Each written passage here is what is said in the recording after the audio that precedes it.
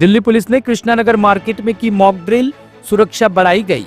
राजधानी दिल्ली में विधानसभा चुनाव और 26 जनवरी के मद्देनजर दिल्ली पुलिस हाई अलर्ट पर है। इसी क्रम में आज कृष्णा नगर मार्केट इलाके में एक लावारिस बैग की सूचना पर मॉक ड्रिल का आयोजन किया गया। पुलिस अधिकारियों के अनुसार इस मॉक ड्रिल में दिल्ली पुलिस, फायर ब्रिगेड और बम स्क्वाड की टीम शामिल हुई।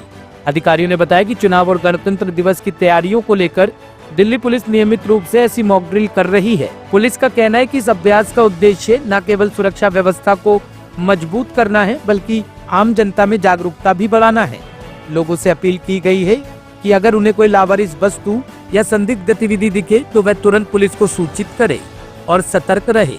दिल्ली पुलिस ने बताया कि शहर के सभी बाजारों में गश्त बढ़ा दी गई है और सुरक्षा बलों को तैनात किया गया है। टॉप स्टोरी ब्यूरो के लिए दिल्ली से रवि डालमिया की रिपोर्ट।